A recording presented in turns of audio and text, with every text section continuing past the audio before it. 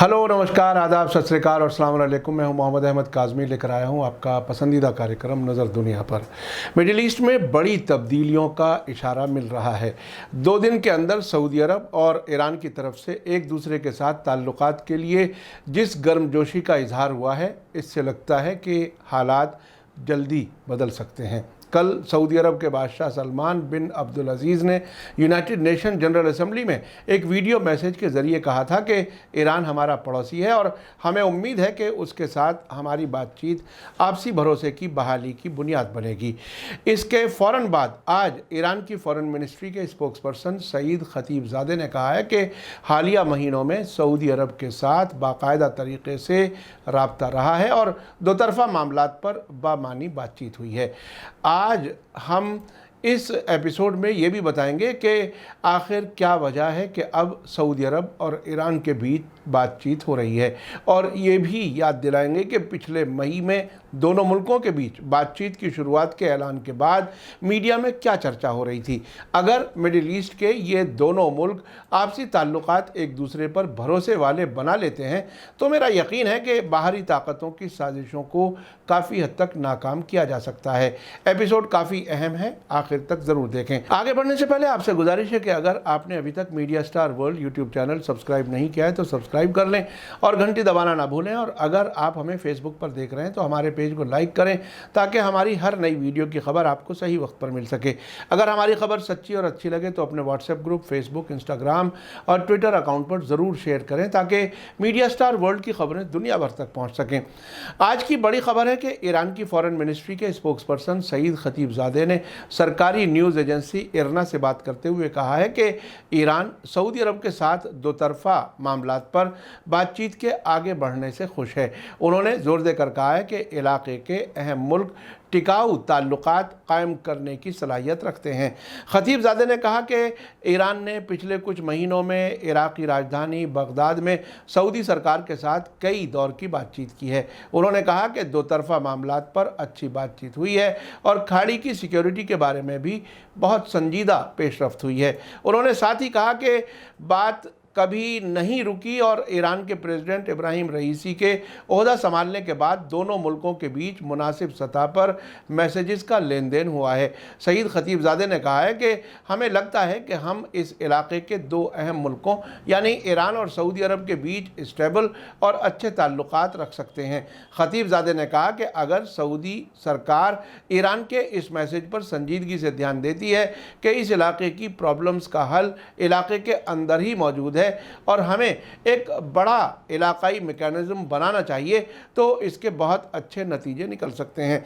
आपको बता दूं कि कल यूनाइटेड नेशन जनरल असेंबली में अपनी तकरीर के दौरान सऊदी बादशाह सलमान बिन अब्दुल अजीज़ ने कहा था कि ईरान हमारा पड़ोसी है और हमें उम्मीद है कि उसके साथ हमारी बातचीत आपसी भरोसे की बहाली की बुनियाद बनेगी। सऊदी बादशाह सलमान ने कहा था कि आज इंटरनेशनल कम्युनिटी को जिन चुनौतियों का सामना है उसे देखते हुए इंटरनेशनल लेवल पर बहुपक्षीय सहयोग यानी मल्टीलैटरल कोऑपरेशन को मजबूत बनाए जाने की ज़रूरत है।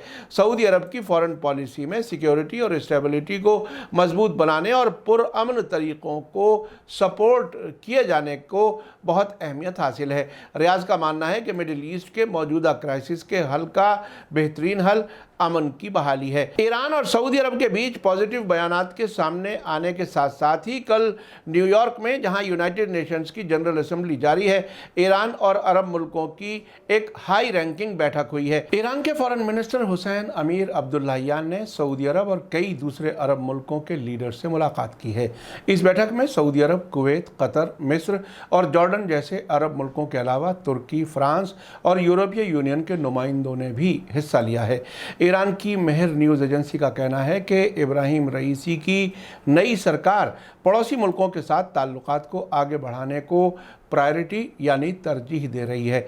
इस बीच में ईरान के पारस टुडे पर छपे एक आर्टिकल में कहा गया है कि अमेरिका ने सऊदी अरब से अपने पैट्रियट मिसाइल डिफेंस सिस्टम निकाल लिए हैं, जिसके बाद एक्सपर्ट्स कहने लगे हैं कि सऊदी अरब के सामने अब बहुत मुश्किल ऑप्शन है। कुछ ही दिन पहले एसोसिएटेड प्रेस ने अपनी रिपोर्ट में दावा किया था कि बाइडेन सरकार ने हालिया हफ्तों के दौरान सऊदी अरब की प्रिंस सुल्तान हवाई छावनी से पैट्रियट मिसाइल डिफेंस सिस्टम निकाल लिए हैं। सऊदी राजधानी रियाद के बाहर मौजूद इस छावनी में कभी कई हजार अमरीकी फौजी तैनात थे। ये तब हुआ था जब सितंबर 2019 में तेल की बड़ी कंपनी आरामको के कारखानों पर यमन के हूथियों की तरफ से मिसाइल और ड्रोन हमले किए गए थे। अभी 2 महीने पहले जून में अमेरिका के बड़े अखबार वॉल स्ट्रीट जर्नल ने खुलासा किया था कि बाइडेन सरकार ने पैट्रियट मिसाइल डिफेंस सिस्टम की 8 बैटरीज इराक, कुवैत, जॉर्डन और सऊदी अरब से निकालने का फैसला किया है।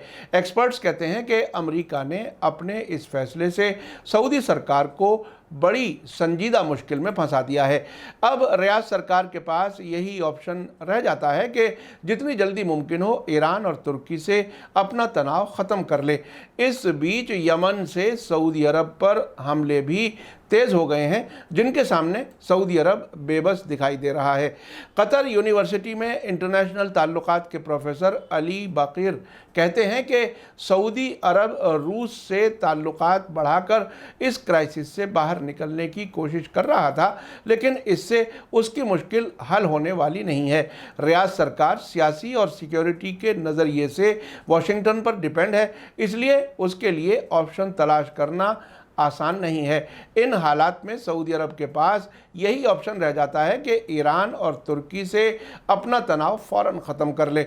अगर सऊदी अरब ने ये नहीं किया तो उसकी पोजीशन बहुत कमज़ोर रहेगी। साथ ही मिस्र के एक जाने माने राइटर यासिर अब्दुल अजीज़ का मानना है कि जो बाइडेन ने वाइट हाउस में पहुंचने के बाद फ़ॉरेन पॉलिसी में बहुत बड़ी तब्दीली की है। हुकूमत में पहुंचने से पहले बाइडेन ने साफ ऐलान किया था कि वो सऊदी अरब को सज़ा देंगे। अब अमेरिका सऊदी अरब को सज़ा दे या ना दे, अगर वो वेस्ट एशिया में अपनी मौजूदगी लिमिटेड करता है तो यही अपने आप में सऊदी अरब के लिए बड़ी सज़ा होगी।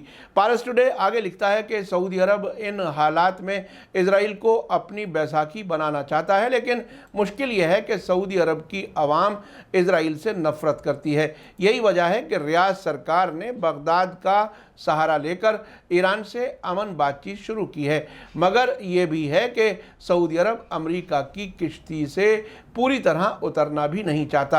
आपको याद दिला दूं कि तकरीबन 3 महीने पहले मई में इराक के प्रेसिडेंट बरहाम सालेह ने कहा था कि उनके मुल्क ने 1 से ज़्यादा बार ईरान और सऊदी अरब के दरमियान बातचीत कराई है। उसके फ़ौरन बाद 10 मई को ईरान सरकार ने पहली बार ये कन्फर्म किया था कि वो सऊदी अरब से बातचीत कर रहा है। उस वक्त बीबीसी ने कहा था कि सऊदी अरब और ईरान एक लंबे अरसे से एक दूसरे की मुखालिफत करते रहे हैं, जिसे कुछ एक्सपर्ट्स मिडिल ईस्ट में एक नए कोल्ड वॉर का नाम देते हैं। ईरान और सऊदी अरब यमन, लेबनान और सीरिया में चल रहे सिविल वॉर में अपने अपने ग्रुप्स को सपोर्ट करते रहे हैं, लेकिन अब बैठकर बातचीत करने का फैसला करके दोनों मुल्कों ने दुनिया को चौंका दिया है। खुफिया तौर पर कम से कम इस साल जनवरी से चल रही बातचीत के बारे में यूरेशिया ग्रुप में मिडिल ईस्ट और नॉर्थ अफ्रीका रिसर्च टीम के सरबराह एहाम कामिल कहते हैं कि ऐसा अब से पहले नहीं हुआ।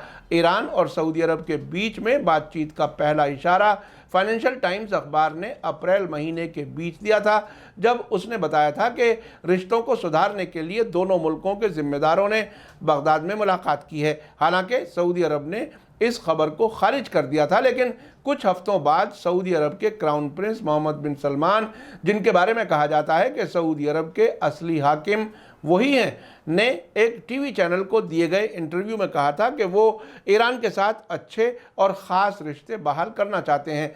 आपको याद दिला दूं कि सिर्फ 3 साल पहले क्राउन प्रिंस मोहम्मद बिन सलमान ने कहा था कि ईरान के supreme leader Syed Ali Khamenei के सामने हिटलर अच्छे इंसान लगते हैं। इस साल मई में बीबीसी ने ईरान के बारे में सऊदी अरब के रुख में बदलाव की एक सबसे बड़ी वजह अमेरिका की मिडिल ईस्ट में नई पॉलिसी बताई थी।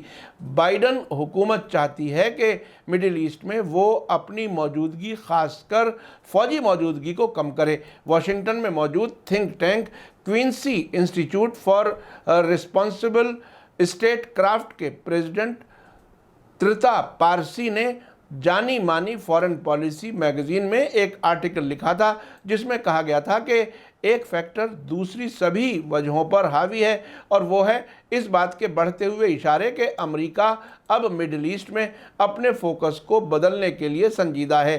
त्रिता ने उस वक्त इस बात पर जोर भी दिया था कि 2020 में प्रेसिडेंट इलेक्शन की कैंपेन के दौरान जो बाइडन ने वादा किया था कि वो अफगानिस्तान से अमरीकी फ़ौज को वापस बुला लेंगे, यमन जंग में सऊदी अरब का साथ छोड़ देंगे और ईरान के साथ न्यूक्लियर समझौते को दोबारा बहाल करेंगे। प्रेसिडेंट बनने के बाद बाइडन अपने उस एजेंडे पर अमल कर रहे हैं। आपको बता दूं कि 1979 में ईरान में इस्लामिक रिवॉल्यूशन के बाद से वहाँ की लीडरशिप ये कहती रही है कि बाहरी ताकतों को मिडिल ईस्ट से निकलना चाहिए। इस्लामिक रेवोल्यूशन के फाउंडर लीडर इमाम खुमैनी अमेरिका को बड़ा शैतान कहते थे और इजराइल को इस इलाके में नासूर बताते थे। आज की लीडरशिप भी वही बात बार बार दोहराती है। अब अगर अमेरिका मिडिल ईस्ट से अपना फोकस हटाता है तो ईरान का पॉलिटिकल एजेंडा पूरा होने का रास्ता साफ हो जाएगा। ईरान में इब्राहिम रईसी की सरकार बनने के बाद एक बार फिर से इलाके के मुल्कों के साथ ताल्लुकात बेहतर करना प्रायोरिटी है, तो इससे सऊदी अरब के लिए भी आसानी होगी।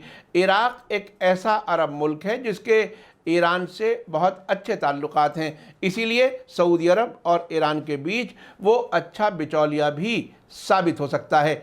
इसी के साथ मुझे दीजिए इजाज़त। आज का एपिसोड कैसा लगा कमेंट्स में ज़रूर लिखें। थैंक यू, धन्यवाद, शुक्रिया। जय भारत, जय हिंद। मीडिया स्टार वर्ल्ड के और वीडियो देखने के लिए हमारे चैनल को सब्सक्राइब करें और सीधे नोटिफिकेशन पाने के लिए बेल आइकन दबाएं। और अगर हमारी खबर सच्ची और अच्छी लगे तो अपने व्हाट्सएप, इंस्टाग्राम, फेसबुक और ट्विटर अकाउंट पर ज़रूर शेयर करें।